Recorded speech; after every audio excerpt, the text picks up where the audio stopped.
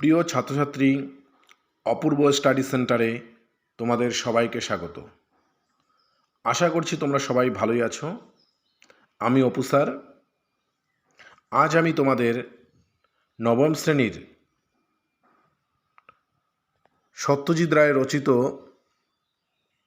Professor শঙ্কুর diary, এই যে ডায়েরি যে গ্রন্থটি রয়েছে, এখানে তোমাদের 3টি গল্প রয়েছে। প্রথম ইউনিট টেস্টে তোমাদের বোমযাত্রীর ডায়েরি গল্পটি ছিল। এখন দ্বিতীয় ইউনিট টেস্টে তোমাদের রয়েছে করভাস নামক গল্পটি। এই করভাস নামক গল্পটি থেকে মান 1 ও মান 5-এর যেসব প্রশ্ন আসতে পারে সেই প্রশ্নগুলি আমি তোমাদের সামনে তুলে ধরব। এই প্রশ্নগুলি যদি তোমরা ভালোভাবে রেডি করো, পরীক্ষায় কমন পাবেই। তা প্রশ্নে যাওয়ার আগে একটু বলে নিচ্ছি, করভাস একটি পাখির নাম। কাক জাতীয় পাখির ল্যাটিন নাম করভাস।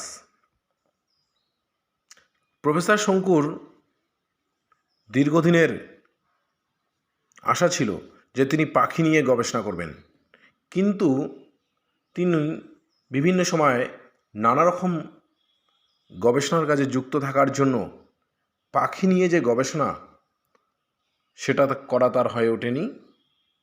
আরেকটি কারণ ছিল, সেটি হলো তার প্রিয় নিউটন। সেই নিউটন পাখি সম্পর্কে তিনি সর্বদাই উদ্বিগ্ন ছিলেন। পাখিকে দেখলেই তিনি ধরতে যেতেন, আর নিউটনকে অখুশি করে শঙ্কু কোনো কাজেই করতে চাননি। তাই আজ যখন নিউটন প্রায় বয়স্ক হয়ে পড়েছে, এখন প্রফেসর শঙ্কুর ল্যাবরেটরিতে মাঝে মাঝে অনেক পাখি এসে ভিড় করছে।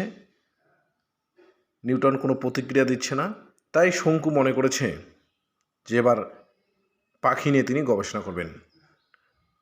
তাই এই পাখি, কাক ও করভাসের গল্পই হচ্ছে আমাদের আলোচ্য বিষয়। এই করভাস গল্প থেকে মান 1-এর জন্য আমি তোমাদের 17টি প্রশ্ন রেডি করেছি। এই 17টি প্রশ্ন তোমরা ভালোভাবে মুখস্থ করবে, এবং মান 5-এর জন্য রেখেছি 6টি প্রশ্ন। এই 6টি প্রশ্ন তোমরা ভালোভাবে রেডি করবে। তা শুরু করছি মান 1-এর প্রথম প্রশ্ন। ছেলেবেলায় শঙ্কুর বাড়িতে কি পাখি ছিল? দ্বিতীয় প্রশ্ন, অস্ট্রেলিয়ায় কোন পাখি ডিমে তাপ দেয় না? তৃতীয় প্রশ্ন, কোন পাখি নিজের পালক নিজে ছিঁড়ে ছিঁড়ে খায়? চতুর্থ প্রশ্ন, কাক জাতীয় পাখির ল্যাটিন নাম কি? পঞ্চম প্রশ্ন, প্রফেসর শঙ্কুর বন্ধুর নাম কি?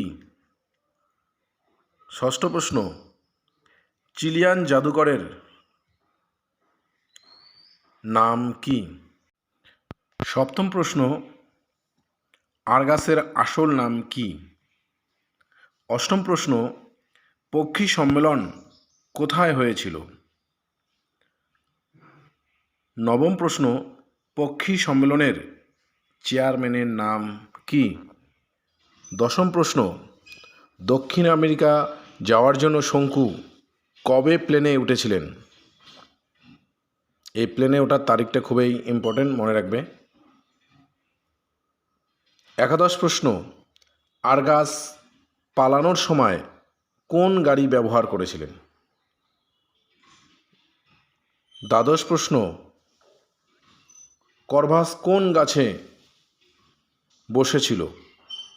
অর্থাৎ গল্পের শেষে দেখা যায় করভাস আর্গাসের চশমাটি নিয়ে তিনি একটি গাছে বসে রয়েছেন, সেই গাছটির নাম লিখতে হবে। ত্রয়োদশ প্রশ্ন, শঙ্কুর তৈরি পাখি পড়ানোর যন্ত্রের নাম কি?